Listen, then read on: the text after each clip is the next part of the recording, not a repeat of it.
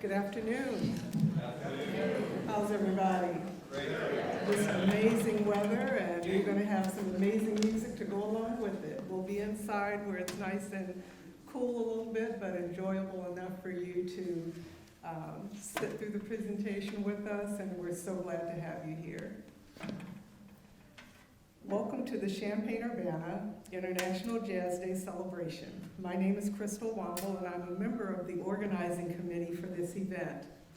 Today marks the 10th year of celebrating International Jazz Day here in our community. How many of you have been here before? Thanks for hanging with us. My goodness, 10 years, yes. Our own UNESCO chapter here in Champaign-Urbana held its first celebration on April 29th, 2014, and we've continued this tradition to date. April 30th is the designated International Jazz Day by UNESCO, and that happened it began in 2012. CU International Jazz Day is organized by a handful of community people who volunteer each year to put this event together just for the love of jazz. Our committee members are, and if you're here, please wave a hand so that everyone can meet you. Imani Ayad,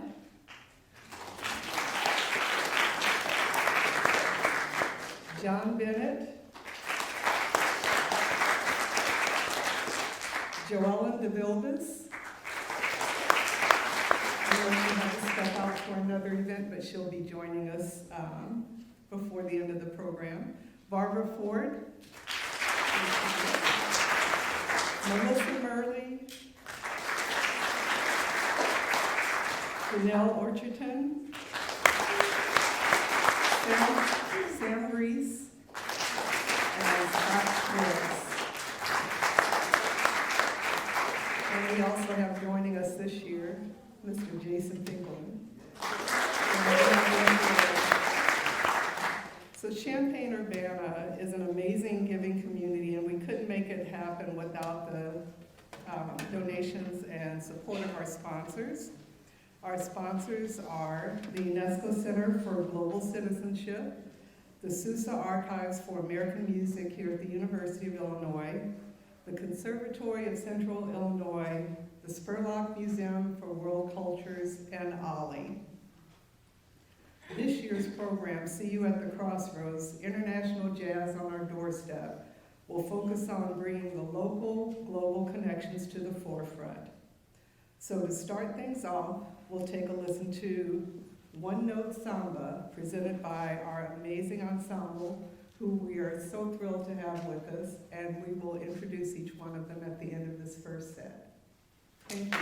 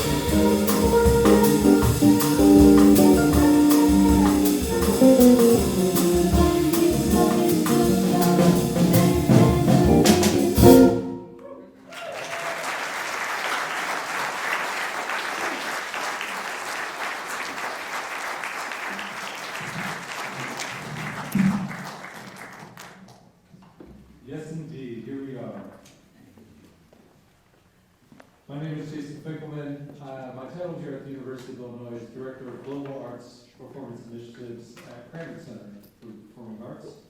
I think also what brings me into this circle today is also having served as the jazz director at the community radio station WEOT for a number of years, and my love of music. So I'm very excited to introduce today's artist and my companion here who will give us a little history. Here are the musicians that you just heard today.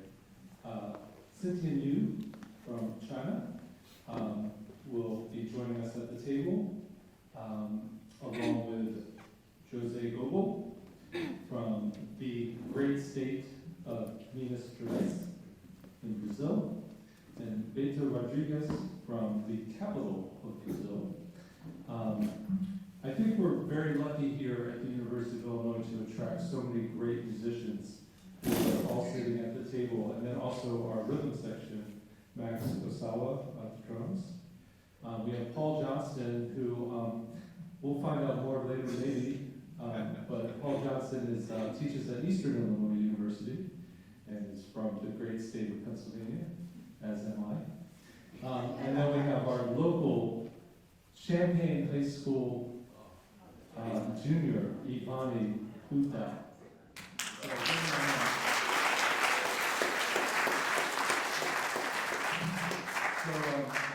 Just moving along here with the conversation about this wonderful Jobim composition, One Note Samba.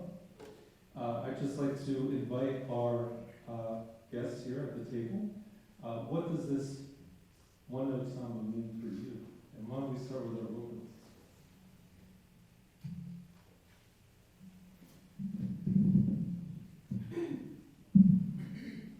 I think One Note Samba is really a good example for how rhythm can be so interesting and playable in jazz content, in a Latin music content. So I think that's a really fun music about it. And let's ask our Brazilian musicians here about your feelings on this class. Well, it's an example of how can you say a lot, not without too many words. And as I said in the word, there's so many people who can talk and talk and talk and just say nothing. So what he does with the song is just stick with one note that's groovy, as she was saying. Just with rhythm, you can create interest. And it's also a good example of Jobim's songs have versions in English who don't translate so well. It's just hard to translate the meanings of the. Sometimes the composer have something intended, and then when they do a translation in another language, the meaning gets distorted. One Note Samba is one that's kind of spot on, like the way the English version is pretty good. Well, the English lyrics were written by John Hendricks. Can you speak a little bit, or maybe Pedro could speak a little bit about the Portuguese lyrics? Yeah. So first of all, good afternoon, everyone. Thank you, Jason. Thank you, Scott, for having us. So yes, absolutely. Like Jose was talking about, there's definitely one of the things I must say about Jobim's music is the fact that he's working with the rhythms a lot, but especially on this song, one thing that stands out so much is like how Jobim creates harmony with just having one note. That's another highlight of this song. You have a constantly moving harmony, and you have like this note functioning as a different adorn, I would say, in that harmony. So this is definitely one of Jobim's great, skills for sure. And in terms of the lyrics, honestly, I mean, he's just basically, José said everything. He's just talking about the importance of the note, and he kind of makes a joke with there's all other notes out there, but you just come back to that one. Meaning, like, there's some people out there, but you always just come back to me. Yeah, that's a little bit of the joke, so. Well, those of you who know that I played a bit about, I'm pretty limited to 1, 2 minutes, 5 minutes, if you want to extend it, so I appreciate that. But Jose, when you were soloing in that piece, I was reminded of another artist who really created beautiful solos by laying on one note. Let's see, if Mal Waldron, the pianist, would have solos that he would just kind of lay in one note and just repeat that. And it was just very, very cool. Can each of you just say something briefly, starting with Jose, your entrance into the music? And we might be able to unpack this a little more in a minute, but if you could just say a little bit about your introduction to the music, that would be great. Sure. Well, my dad had a guitar sitting at home. He played a little bit, and they had at some point in my, I don't know, I think I was about 13. They started giving guitar lessons at school, and I wasn't so much interested. I just happened to see the guitar sitting there doing nothing every day, and they had lessons at the school, so I just put them together. And yeah, I started kind of didn't practice too much. I started getting really interested. Maybe about a year later, yeah, I wanted to be a goalie, which I should have been soon. But then I just started playing guitar all day, and led to this one right now. Beautiful. And I do want to also acknowledge, we do have such an amazing international crew of musicians musicians here. And Cynthia and you are coming from a very particular place in China. Can you say something about your home city? Am I pronouncing this right? Jiangxi? Thank you. Completely wrong, I apologize. I'll blame Philadelphia on that. Well, you went to your undergrad program in Vienna, and then you went on to graduate work in Bristol, and now you're here. So, I mean, when did you start hearing and performing jazz? Thank you, Professor Human, for saying my hometown. This is really the first time I hear someone in the U.S. saying my hometown.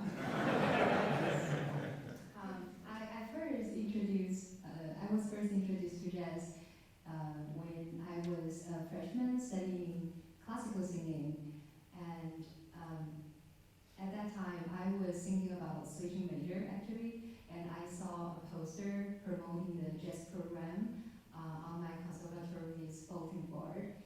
And before that, I know nothing about jazz, and by nothing I mean I even don't know the word jazz. Like there's a really very few available sources of jazz in China at that time. Now it's not. So I haven't even heard any jazz song before that. But so I saw the poster and I went home, started listening. The first song I listened is Ella Fitzgerald's "How High the Moon," and yeah, it was really like blew my mind. And I still remember that feeling. It was like the old and new in the same time. Like the way Ella sings is she plays with the tempo, and the chord is constantly changing, and it's so sophisticated and wild. And I still listen to that recording from time to time, and I keep noticing new things from what Ella did, like I hasn't caught before. And so and for the this is the new side, and the old thing I figure out like much more later, which I think is the transculturation of jazz. It's because it's originated from European music, African music, Latin music, and then when it travels to the new place, it reshaped again. So I think that's really the beauty of jazz, and I think that's also something I can spend my whole life with. So we just have a short moment just to have Beto introduce yourself as a jazz artist. So I'm from Brazil, Brasilia, which is the capital, which is super dry, so I'm getting trouble to adjusting the humidity here. But my background, I started playing the guitar when I was 11, and always, and especially my grandparents' house, I always listened to a lot of Jobim, and I remember very vividly the turntable having Jobim and Sinatra recording, always. So that was kind of when it started. But you know, when you're a teenager, you want to play Led Zeppelin, you want to play things like that. So I ended up, when I started really like studying hard music and I dived into jazz, and I realized, oh, okay, let me go back and check those, Jobim recordings, and because you have the songbook, you have the American songbook, and Jobim is the composer of the Brazilian songbook. So it's at the same time you study jazz, if you want to study Brazilian jazz, you're going to end up studying Jobim. So that was basically my background. Yeah. Great to hear that it was on the turntable, and of course, as we all know, Led Zeppelin's music is rooted in the Black American experience. So we have to, continually lift up that this is Black American music that we're dealing with here. I'm going to introduce Janelle Orchton. She'll introduce herself, but I'm very delighted to share the conversation with her. Excellent. Thank you, Jason, and thank you everyone for joining us this afternoon. My name is Janelle Orchton. I'm the director of the Champaign-Urbana Jazz Festival, which also had its 10th anniversary this year. Thank you.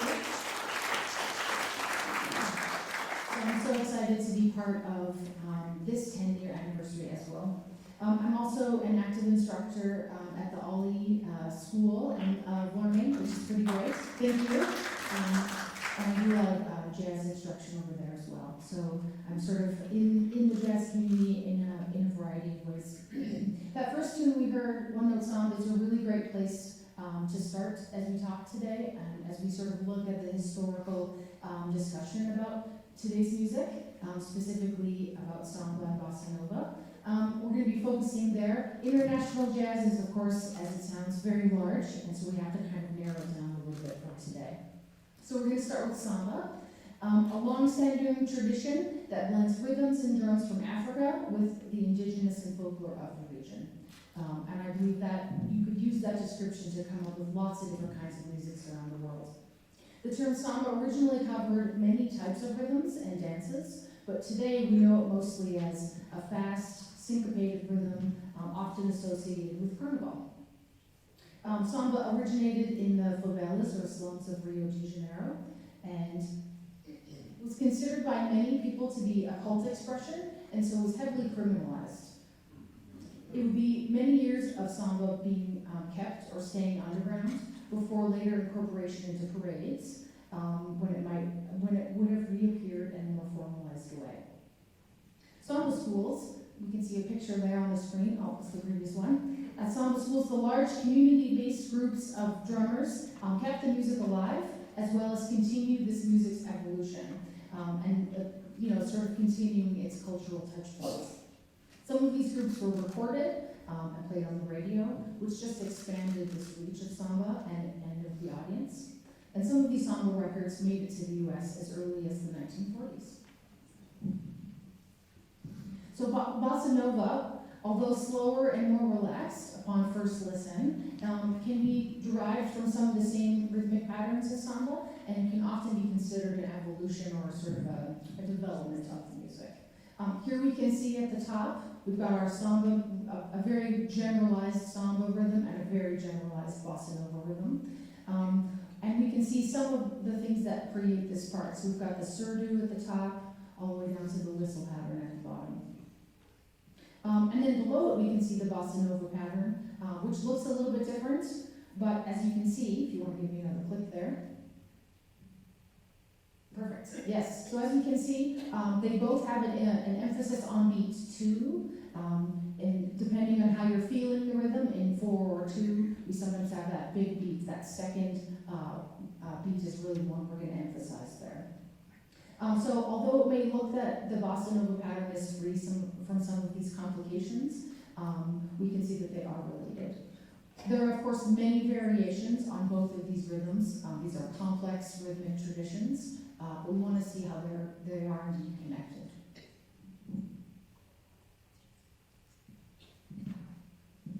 All right. During the 1950s, samba music slowed down a little bit and sort of evolved and gave way to what we now call bossa nova. This helped reinvigorate samba, actually, and helped expand its international reach as bossa nova was also growing in its own way. It can be felt, bossa nova can be felt as a combination of, some say, samba rhythms with American jazz harmonies. So where we get some of those complexities that they were talking about from One Note Samba, for example. Some of the English language songs we know now, very famous bossa novas would be The Girl from Ipanema by Stan Getz, one of the versions of that tune, as well as Mas Que Nada, or No Way, by Herb Alpert. This very cool and syncopated rhythm really burst onto the American music scene in the 1960s with these two very popular albums. So both samba and bossa nova are examples of continuing growth and evolution of music. It is, of course, by no means done evolving, and what we consider samba or bossa nova here, what we listen to today, are just some of the options of what samba and bossa nova could be. And any place you go, people are going to have their flavors with their variation of that. It does continue to be a bridge between the rural and the urban, the indigenous, Hispanic, and African traditions, the urban and the traditional, the art, and the popular music traditions of Brazil. So it's really a combination of and a new expression of these different styles. And these are just some of the new and I guess more well-known samba, and bossa nova musicians that we can check out if you're interested. All right, so we're gonna get back to hearing some more music. I'm gonna pass it back to Jason, so he can direct us more with the discussion and with our tunes this afternoon. Thank you very much. Canadian Board, International Jazz Orchestra. Ito, I want to invite you to perform our next piece. Estamos ahí. Thank you.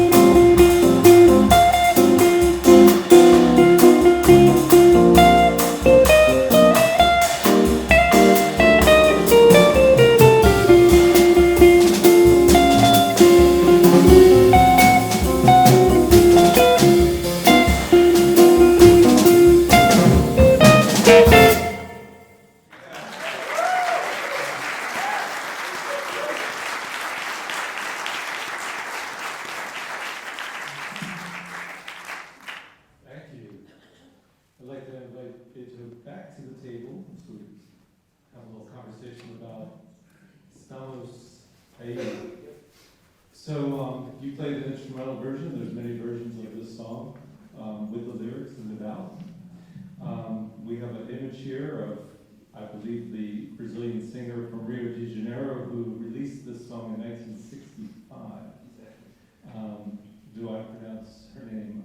Lenny Andrade. Andrade. Yeah. Thank you. What else can you share about the importance of her recording and how that influenced the music? Lenny, the best way that I can describe Lenny Andrade, sorry, it would be she's Brazilian Ella Fitzgerald. That's it.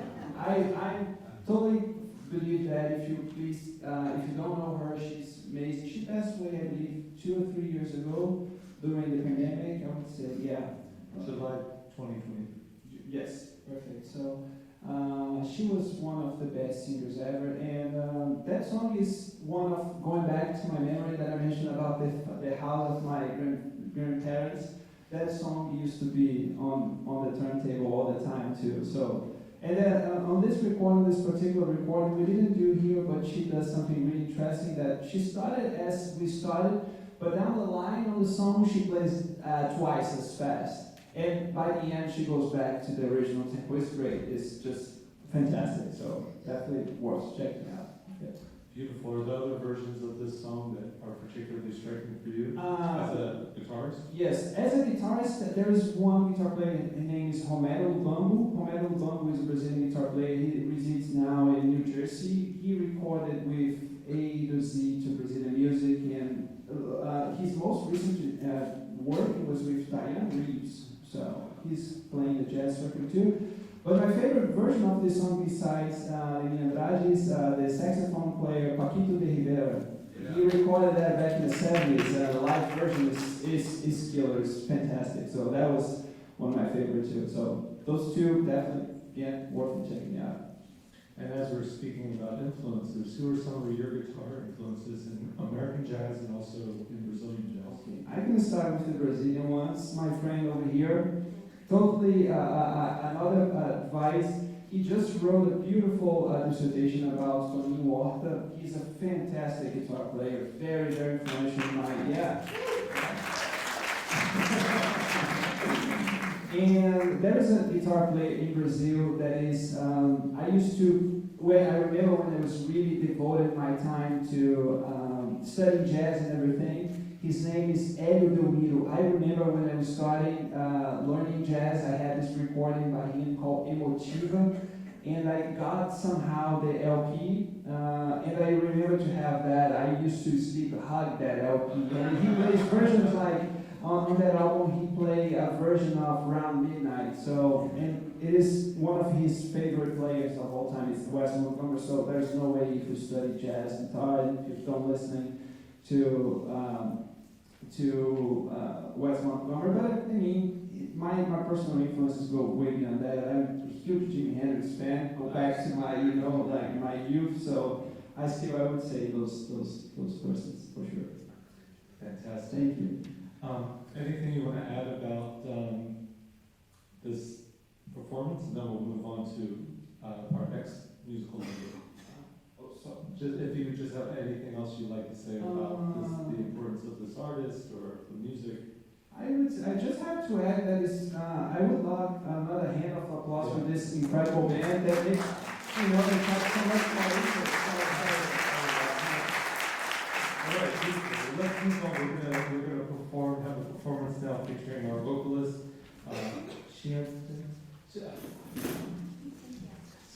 Xiantian.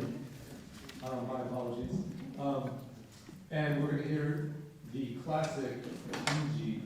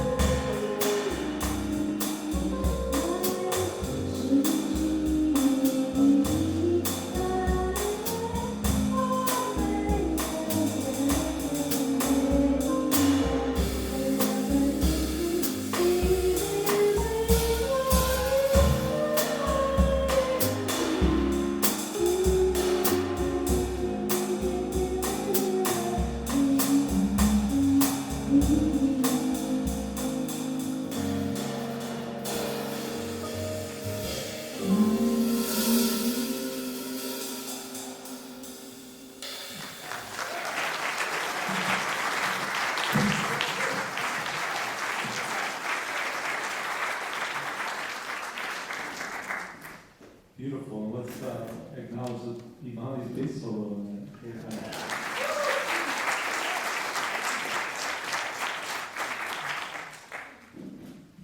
All right, yes. Welcome back to the table. So let's learn a little bit more about you coming into the music. I'm curious, when was the first time you heard Jinji performed, and maybe when was the first time you performed it?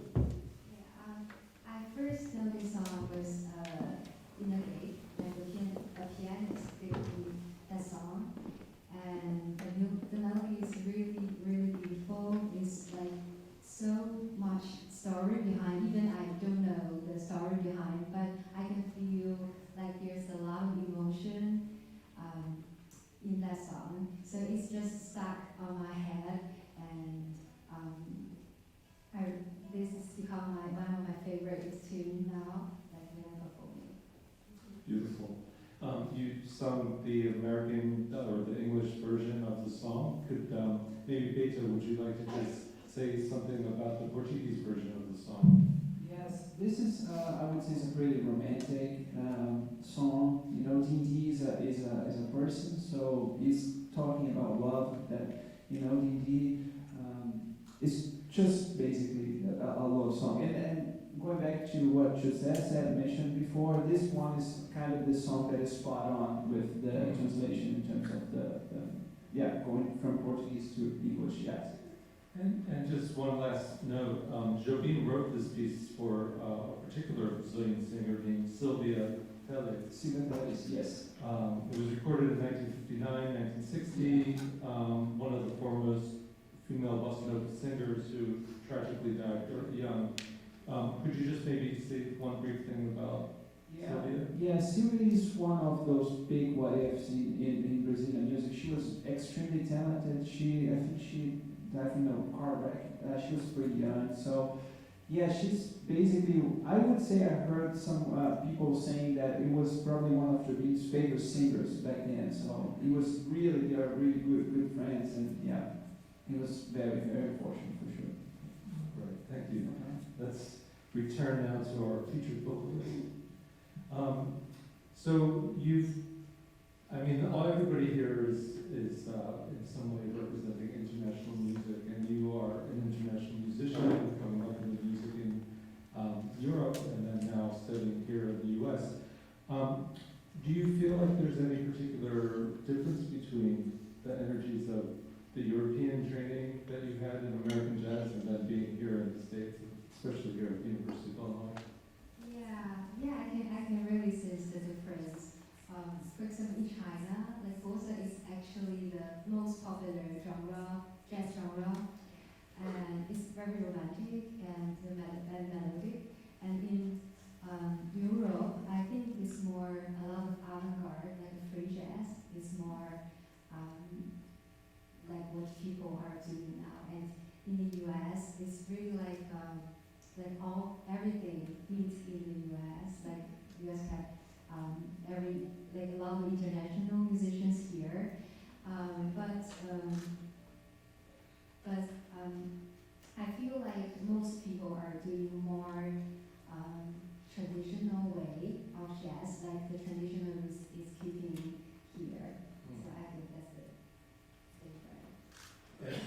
And in preserving or studying the tradition of the music, when you prepare to sing a song such as Jinji, what do you do to prepare? Do you listen to many different versions of the standards, or, and then what do you do to make it your own? Yeah, I do listen a lot of versions before I learn a song, and not only singers, but also instrumentalists, to know like the possibility of this song, and then to find it my own way.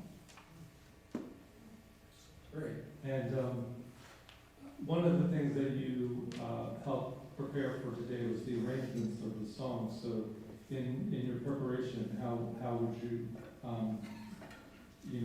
I guess with a singer, musicians have to adapt to your range and all of those things. So can you just speak a little bit about the preparation for informing the musicians about where you wanted the piece to be and the arrangement that you just presented today? Yeah,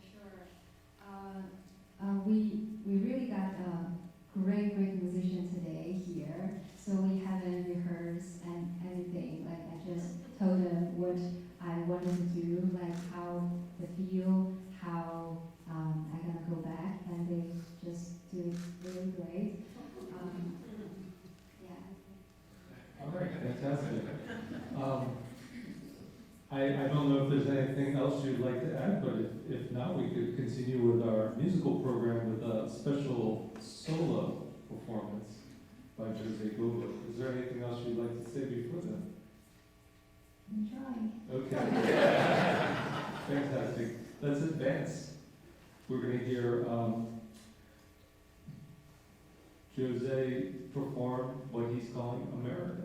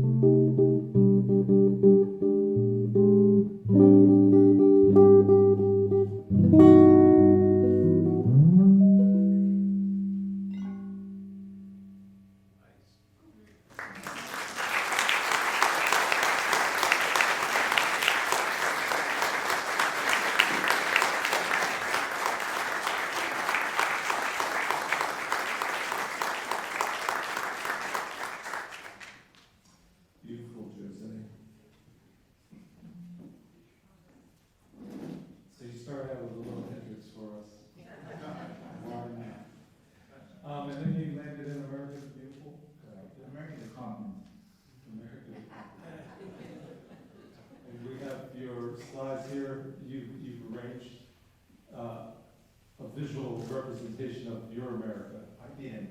Somebody else did. I approved. Well, fantastic. I mean, it's really important to broadly consider America. And today, again, we are considering South America, the Caribbean, this is music at the crossroads, and, you know, we've landed today specifically in Brazil. But in the pre-show, we had music from Cuba and other points. So let's just take a moment here. I went down a little bit of a rabbit hole today in looking at America the Beautiful, and I'm happy. You know, as a lifelong learner, it's really great to just continually gain knowledge. We talked a little bit earlier about the Ray Charles version of this song, and America the Beautiful was covered on his 1972 issue of A Message from the People, right? And America the Beautiful closes the album, but I want to acknowledge that the album begins with the Black National Anthem, Lift Every Voice and Sing, which was a hymn written as a poem by NAACP, National Association for Advancement of Colored People leader James Weldon Johnson in 1900. It was his brother John Rosamond Johnson who composed the music for the lyrics. So that's a really interesting framing also of America the Beautiful, America the continent. So when you think about, when you do a meditation and improvisation on a theme, as you're moving through an improvisation, let's just take the one you just did. What kind of images came up for you? Musically, first thing we're talking about Hendrix, which is an influence from pretty much every guitar player, and I just started with that. I tried to keep it pretty loose. You know, it's a simple melody that most people recognize, and there are so many notes. If you just play that note on top, like just a melody on top, you can fit whatever you want underneath. And I was just trying to hear and just coordinate what I'm hearing inside my head and what my fingers are able to do. It's always a struggle to negotiate those things. So yeah. It's always awful when you're hearing things your fingers can't do. Huh? Well, let's also then just jump back. One of your major influences, mentors, is Tonino Horta. Can you give us a little bit more background about Horta's music? Can I just say something about the tune? Yeah.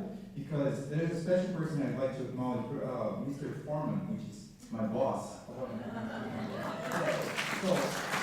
reason why I chose this song is I teach elementary school because that guy decided to hire me. And then I landed there and I needed to put together a Veterans Day concert. And I had no idea what to do, I had no idea. I can't say that now because I don't think he can fire me right now. So, yeah, then America the Beautiful. And the thing is, putting together those concerts, we have to teach the kids, right? Kindergarten to 6th grade. And we have to listen to it a lot. So I get home, those songs are ringing in my head. So I started everything that I do at school, I do with my band to get it out of my system. And then that's why, I try to distort it as many so I don't go completely, so I don't go even more crazy. But yeah.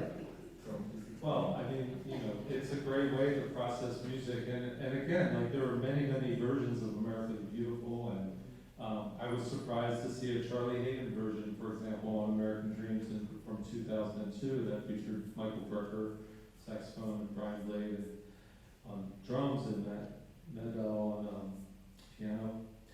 And Charlie Hayden, it was kind of interesting to hear Charlie Hayden do such a kind of a peaceful version of America the Beautiful, considering that his music started with the Liberation Music Orchestra in 1969. I'm talking about the jazz avant-garde and the roots of that music. And to hear the music that they were covering then, we're taking pieces like Your Grand Old Flag and Happy Days Are Here Again, contrasted with We Shall Overcome, as part of that, the book, that Liberation Music Orchestra. But I don't want to keep you in my own rabbit hole. Well, let's get back to talking about the music and this Brazilian music and the bossa nova and this incredible world, this sound world that is created with this blending of musical styles. Can we start with how Horta approached it? Yeah, well, Tony Horta, he became a very strong influence on me. His music is heavily influenced by bossa nova and by many jazz artists. And I remember I connected with his music strongly. When I went to college in Brazil, I was more influenced by jazz than by Brazilian music. And I remember that I moved away from home, and I remember I was like 5 hours away from my hometown in Campinas, and I remember one day I listened, like I already liked Tony Horton's music, but he's from my state, Minas Gerais, and just I remember feeling very emotional because like missing home, and then listening to the songs talking about the state of Minas Gerais, which is the best state in Brazil. But and then yeah, I was like really feeling emotional about it, and then I don't know, and then I started like I always come back to this music, and every time I listen to, and the same thing happens with João Gilberto and the Bossa Nova, like a discussion about who, like, is João Gilberto influenced by Chet Baker? Is cool jazz like influenced by Bossa Nova?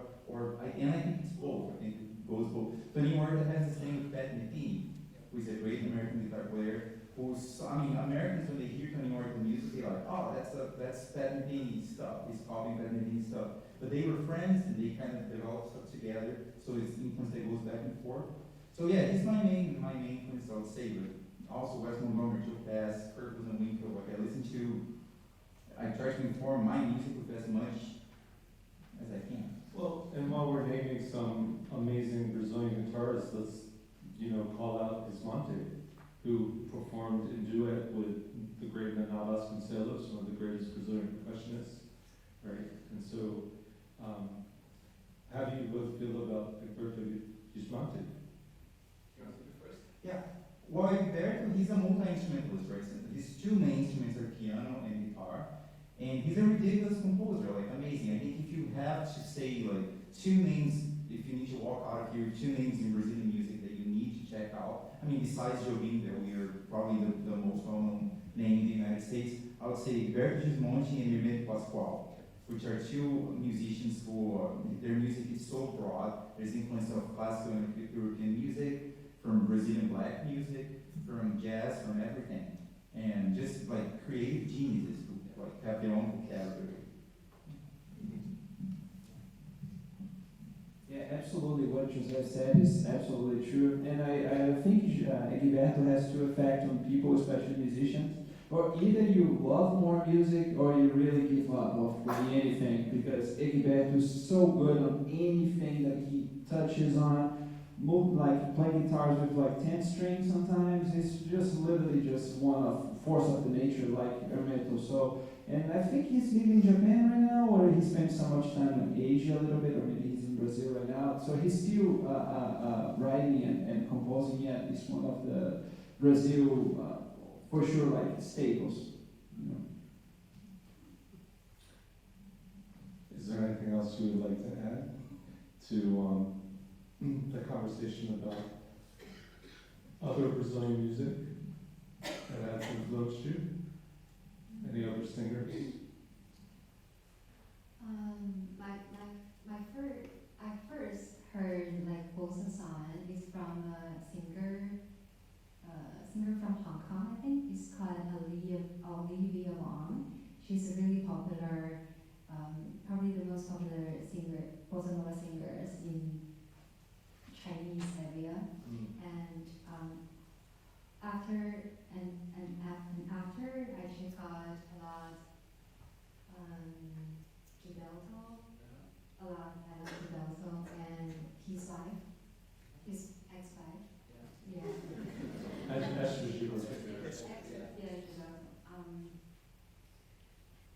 Also, Ella also did a lot of bossa songs. That's also great. Yeah, so it's an amazing journey as you start unpacking the music and following the players and where the music, where the connections in the music are. And that's what I really find fascinating about jazz and improvised music, is that, there's these whole worlds that open up through the journey of a musician. I'll give you another example of a musician who became more famous, two of them, in the US to start, then in Brazil. I remember giving a talk about Ayrton Moreira and his wife Flora Bream. So Flora Bream would be another amazing Brazilian singer to hear.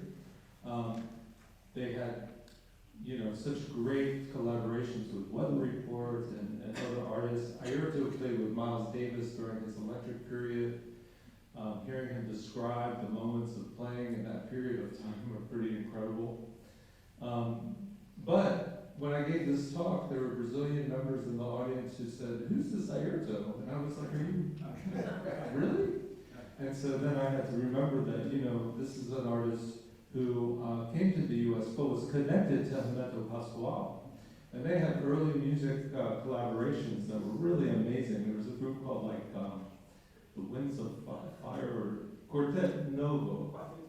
Yeah. And so that's another roots of the music right there, right? Because that was recorded maybe in the early 60s or maybe in the late 50s. Yes, I would say early 60s. Yeah. Yeah. Yeah, I'm not sure. Oh, sorry. I would say yes, I would say early 60s, I would say. And then as we're speaking of that group, we should mention Sabuca. Yes, Yeah. yes, accordion player, Yeah. absolutely, Can yeah. I say something about that? True. Quarteto Novo, it's a group.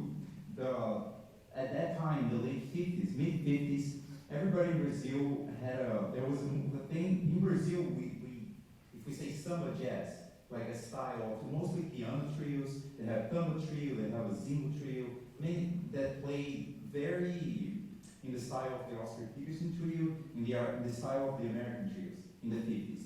And then in the 60s, Quarteto Novo, they were musicians who knew how to play jazz very well, but they wanted to get away from it and develop like a Brazilian way of improvising, which Egberto and Hermeto developed to its full potentials. But that's, and Geraldo Monte is the guitar player that played with them, and that was their idea. That's what they tried to do, and they did. Thank you so much. It's so great to have this combined knowledge. And I just also want to acknowledge the rhythm section because I know there's a wealth of knowledge over here. And Shout out to Canada, Max is from Canada. yes, wonderful. And Japan, darn.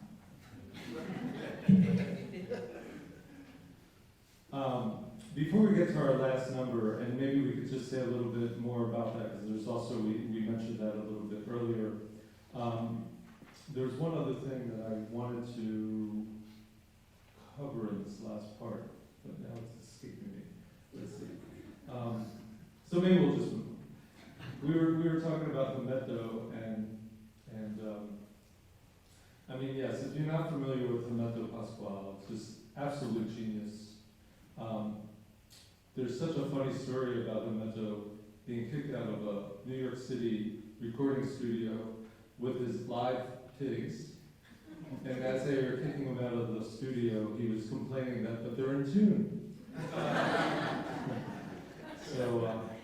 But really amazing artist. I was thankful to see him perform live twice, and one time in real beautiful prime in New York City at Summer Stage. So we talked about saudade a little bit. You were talking about being homesick. Okay, let's talk a little bit about this last piece that we're going to do. No More Blues is Chega de Saudade. And where do you place the song in the canon of Bossa Nova? Well, on the Brazilian music history books, that's the song that that's the first song. It's the album is from 1959. The song, the song that inaugurated Bossa Nova, the style of the song, it's the form, it's in the traditional, composing, the form draws from an older style called choro, that like the first part is happy, is sad, and then the third part of the song gets happy. So, in the first recording, I'm saying that's the inaugural song of Bossa Nova because it was recorded in '58 by singer Elisete Cardoso, who had a more operatic style of singing, which was clearly not Bossa Nova, it was more like samba, more like outspoken. But she had João Gilberto on guitar, playing with that style of guitar that Janelle showed on the slides earlier. And that was kind of shocking, like the way of playing guitar was very different from choro, very different from samba. But then, so that's one song that kind of like got people, it was already different than what people were doing. But then in '59, João Gilberto himself recorded playing the guitar on the style of bossa nova and singing on the style of bossa nova, which is much more subdued and kind of whispering. And that's the song that, yeah, it can be said it's like the first bossa nova song. And along with Jose was saying about the song, it's basically like the shorter body for the shorter form, and that's the lyrics again is about like missing and longing. And when it comes to the part that Jose said that it's like the heavy part, there's a modulation that's like go to the head, like to a major key that's definitely brings up not only on the song but also on the lyrics of the song. So he's like, oh, okay, you're back. Okay, I don't want to miss you anymore. I want you close to me all the time. Pretty much along those lines. And when it comes to the João Gilberto style of singing and the bossa nova playing, besides all that Jose mentioned, that was like really new then, his way of singing completely free in terms of the way that he phrases things. Is if you look at the music, you have like this chord, you have like the melody matching the chords. João Gilberto was a master of like displacing the melody in terms of like when it's supposed to be a melody, he's still on the bar before, still singing the phrase before, or sometimes he's doing the opposite. He's just like going accelerating the lyrics. So he was like a very new back then, and honestly, it wasn't that good a reception at first, So as like a lot of things in art, the things that are new, that are groundbreaking, are not well received. And of course, in '64, when they came here, '62, '64, when they came to the United States, it was very refreshing because jazz back then was suffering, literally, just because you had free jazz and things like that. People didn't know where jazz was going to go next. And of course, with Stan Getz, and people realized, oh, okay, maybe we can take some of this Brazilian music in. And it was like really a fresh air in the jazz history, I would say. Well, one last thing about it, the literal translation could be translated something like enough of being homesick type of thing. But we know this as the English version as No More Blues. The English lyrics were written by John Hendricks. Just want to acknowledge of Hendricks, Lambert, and Ross, if you're familiar with that amazing vocal trio. There's a second credit for Jesse Kavanaugh, which was a pseudonym for a music publisher named Howard S. Richmond, according to the vast internets. So I'm going to invite the band back. I want to acknowledge our rhythm section again. We have Max Ostello.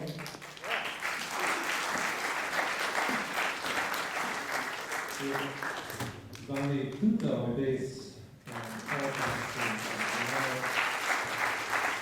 I literally brought some bells and whistles, so maybe I'll jump in on this piece too. Thank you, Jason. Thank you. Yes.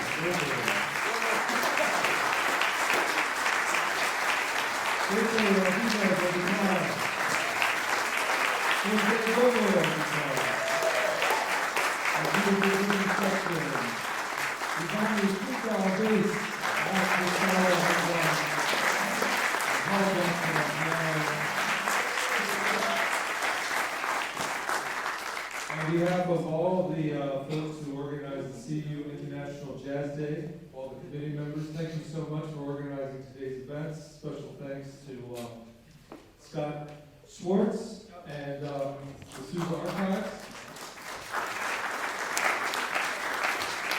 And if you want to continue with the celebration, please join us at the Rose Bowl Tavern. There'll be music there at 4 o'clock. I believe that's 4:30? Yep. 4:30, starting at 4:30. Get there early. Get a seat right at the front. But again, thank you everyone for being here, spending time with these beautiful musicians.